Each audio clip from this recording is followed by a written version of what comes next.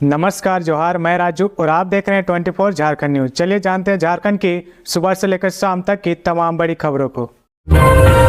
बॉलीवुड अभिनेत्री Amisha Patel Ranchi civil court में नहीं हुई उपस्थित, धारा 317 के तहत दाखिल किया पिटीशन। बॉलीवुड अभिनेत्री अमीषा पटेल 21 जून को रांची के सिविल कोर्ट में पेश नहीं हुई। उनके वकील के द्वारा एक पिटीशन दाखिल की गई जिसमें उन्होंने कहा कि कुछ कारण की वजह से वह 21 जून को सशरीर उपस्थित नहीं हो सकती है। CRPC के धारा 317 के तहत यह आवेदन किया गया था। जस्टिस DN शुक्ला की अदालत ने इस मामले पर सुनवाई करते हुए आवेदन को स्वीकार कर लिया। मिली जानकारी के अनुसार आवेदन में अमीषा पटेल ने जिक्र किया कि वह किसी बहुत जरूरी काम की वजह से चंडीगढ़ मोहाली गई हुई है, इस कारण वह सशरीर उपस्थित होने में असक्षम है। अब अदालत की ओर से उन्हें नई तारीख दी जाएगी जिस दिन उन्हें पेश होना अनिवार्य होगा, वरना उम्मीद है कि अदालत कड़ी कार्रवाई कर सकती है।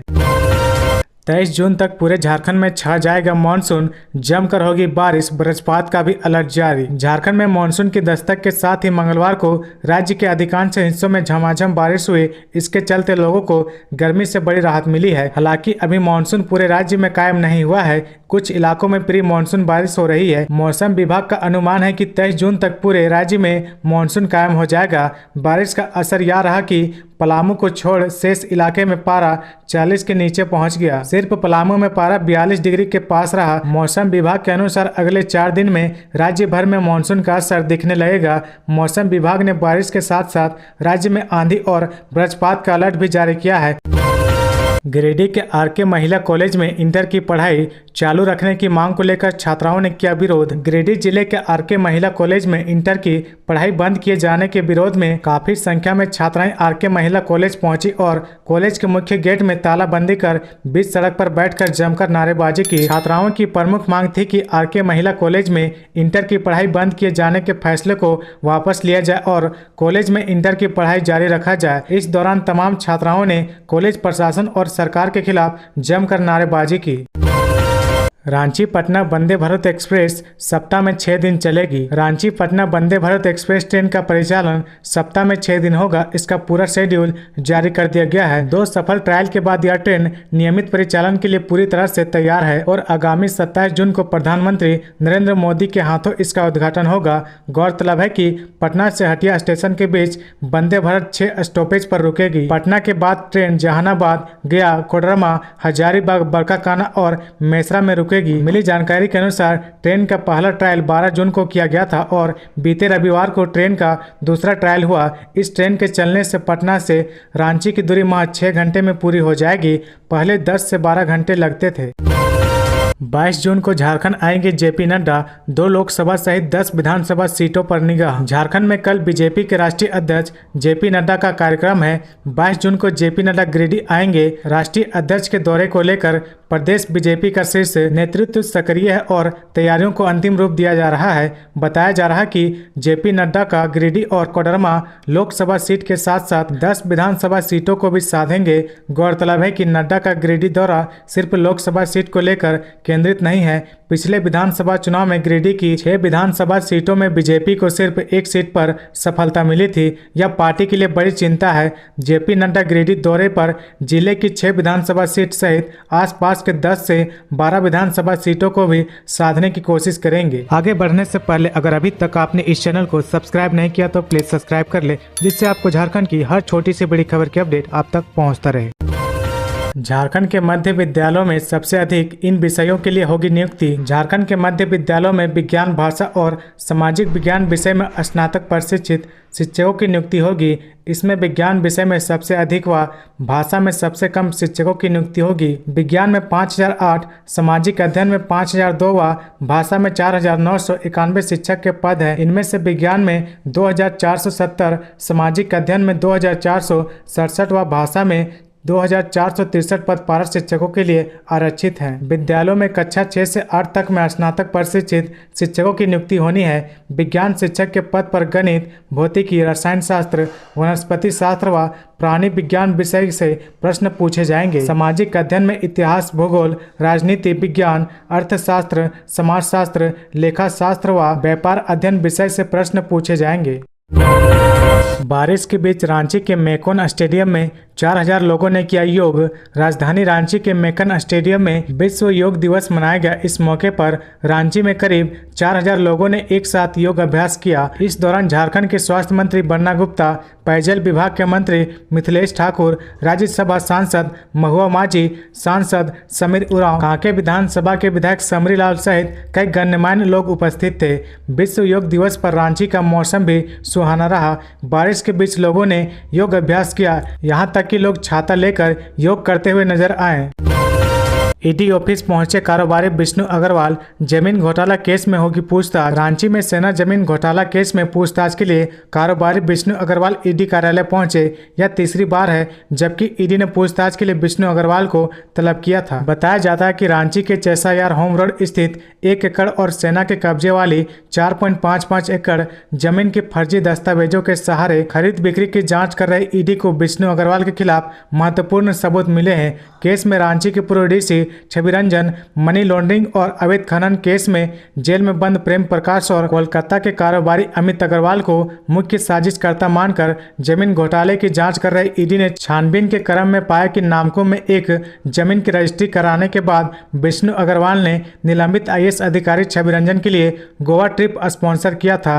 विष्णु अग्रवाल को ईडी ने पहले भी 2 बार बुलाया था, लेकिन वे बीमारी का हवाला देकर नहीं आए थे। कोल इंडिया की सभी कंपनियों में लगेगा प्रदूषण मापने का यंत्र। प्रदूषण बोर्ड ने कोल इंडिया की सभी कंपनियों समेत खनन करने वाली सभी कंपनियों को प्रदूषण मापने का यंत्र लगाने का निर्देश दिया है, ताकि खनन एरिया में प्रदूषण का स्तर मापा जा सके। वास्तव में खनन क्षेत्र के साथ साथ उसकी ढुलाई वाले रास्ते में प्रदूषण का स्तर अधिक होता है, लेकिन बोर्ड के आदेश के आलोक में CCL समेत अन्य खनन कंपनियों ने प्रदूषण मापने वाले यंत्र या तो अपने कार्यालय या फिर आवासीय परिसरों में लगा रखा है। ऐसे में क्षेत्र से निकलने वाली प्रदूषण की रिपोर्ट में हवा की गुणवत्ता अच्छी बताई जाती है। झारखंड में बारिश के साथ काल बनकर गिरी बिजली, 14 लोगों की मौत, 1.5 दर्जन लोग झुलसे। झारखंड में मंगलवार को भी बारिश के बीच कई जगह वज्रपात हुआ। इस दौरान 14 लोगों की मौत हो गई और 1.5 दर्जन लोग झुलस गए। मृतकों में हजारीबाग व लोहरदगा के 3-3, गिरिडीह व बेरमो के 2-2 तथा रामगढ़, कोडरमा, पलामू व रांची के मेसरा के 1-1 लोग शामिल है। हजारीबाग में वज्रपात की 2 घटनाएं हुई। हजारीबाग स्थित ऐतिहासिक सिलवार जगन्नाथ धाम मंदिर परिसर में शाम में रथ यात्रा पर आयोजित मेले में वज्रपात से 2 किशोरों की मौत हो गई। दोनों की उम्र 17 वर्ष के आसपास है। बताया जाता है कि शाम 4:45 बजे जब मेला उफान पर थी तो उसी समय तेज हवा के साथ बारिश शुरू हो गई। इसी दौरान अचानक वज्रपात हुआ और बचने का मौका भी नहीं मिला। इस घटना के बाद मेले में भगदड़ मच गई। इस घटना में 1.5 दर्जन लोग जख्मी हैं। इधर केरेडारी में भी ठनका से बच्चे की मौत हो गई।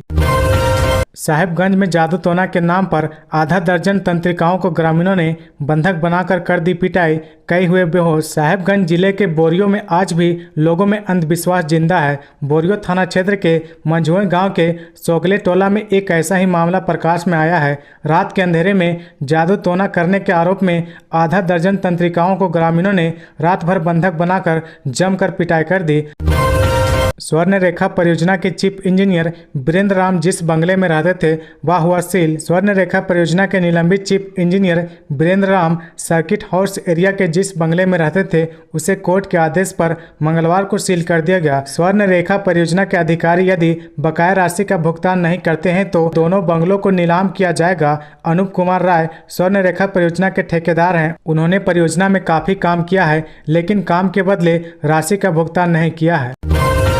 रांची को जाम से मुक्त करने के लिए कराया जा रहा है सर्वे। पथ निर्माण विभाग ने शहर को जाम मुक्त करने के लिए सड़कों का सर्वे कराया है। सर्वे कराकर यह देखा जा रहा है कि शहर के अंदर कहां-कहां वैकल्पिक सड़कें निकाली जा सकती है, ताकि ट्रैफिक को बाहर ही बाहर निकाला जा सके। इस उद्देश्य से रांची के लिए इनर रिंग रोड का निर्माण कराया जा रहा है। इसे अलग अलग चरणों में बनाया जा रहा है। अब तक 4 चरणों का काम आगे बढ़ गया है। बड़गई से बोड़ैया का टेंडर का काम शुरू कराने का निर्देश दिया गया है। वहीं कांके रोड से पांड्रा तक की योजना का टेंडर हो गया है।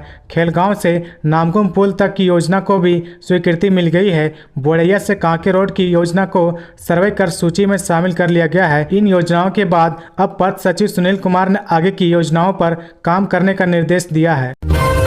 झारखंड के ये दो सिपाही का आईपीएस बनने तक का सफर वित्त मंत्री रामेश्वर उरांव ने ऐसे की थी मदद। राज्य पुलिस सेवा के 24 अफसरों की प्रोन्नति आईपीएस में होने जा रही है। यूपीएससी व झारखंड के आला अधिकारियों की बैठक में इस पर सोमवार को सहमति बन गई है। अधिसूचना की औपचारिकता बाकी है। इसमें सबसे ऊपर नाम है सरोजनी लकड़ा व एमेल्डा एक्का का। दोनों एथलीट है व लातेहार जिला के रहने वाली है। इन्होंने अपनी खेल में प्रतिभा दिखाकर सिपाही से आईपीएस तक का सफर तय किया है। सरोजनी व एमेल्डा को आईपीएस 2017 बैच आवंटित किया गया है। सरोजनी व एमेल्डा खेल में प्रतिभा के बल पर दिसंबर 1986 में बिहार पुलिस में सिपाही के पद पर बहाल हुई थी। इसके बाद दोनों ने खेल में बेहतर प्रदर्शन किया। इसको देखते हुए दोनों को आउट ऑफ टर्म प्रमोशन देकर 1991 में सीधे इंस्पेक्टर बना दिया गया। वर्ष 2008 में इन्हें इंस्पेक्टर से डीएसपी में प्रोन्नति दी गई। फिर 2019 में प्रोन्नत होकर दोनों एसपी बनी। झारखंड में नक्शा स्वीकृति की प्रक्रिया होगी सरल, सॉफ्टवेयर प्रत्येक चरण में होगा संशोधन। झारखंड के शहरों में नक्शा स्वीकृति की लागू प्रक्रिया सरल की जा रही है। इसके लिए नक्शा स्वीकृति से संबंधित सॉफ्टवेयर के प्रत्येक चरण में संशोधन किया जा रहा है। नगर विकास विभाग द्वारा नक्शा स्वीकृति की पूरी प्रक्रिया 10 दिनों में पूरी करने का लक्ष्य लेकर सॉफ्टवेयर में आवश्यक बदलाव किया जा रहा है। आर्किटेक्ट द्वारा स्वीकृत नक्शा वेबसाइट पर अपलोड करने के बाद 7 दिनों के अंदर वेरीफाई कर लिया जाएगा। इस दौरान इस साइट विजिट कर अपनी रिपोर्ट भी तैयार कर लेंगे। कागजात दुरुस्त रहने पर यदि भवन प्लान का नक्शा स्वीकृति के लायक रहा तो उसे अगले चरण में भेज दिया जाएगा। इसके बाद नक्शा स्वीकृति के लिए 3 अधिकारियों के पास ही फाइलें जाएंगी। लीगल ऑफिसर, टाउन प्लान और नगर निगम के सीईओ या प्राधिकार के उपाध्यक्ष के पास ही फाइल जाएगी। उन्हें 3 दिनों के अंदर नक्शा को स्वीकृति प्रदान करना होगा। तो ये थी आज की झारखंड की टॉप बड़ी खबरें। इसी तरह झारखंड की हर छोटी सी बड़ी खबर देखने के लिए आप हमारे चैनल 24 झारखंड न्यूज को सब्सक्राइब करके बेल आइकन प्रेस कर ले, जिससे आपको झारखंड की हर छोटी सी बड़ी खबर की अपडेट आप तक पहुंचता रहे। तो आज के लिए बस इतना ही। हमें दीजिए इजाजत, फिर मिलते हैं नेक्स्ट न्यूज में।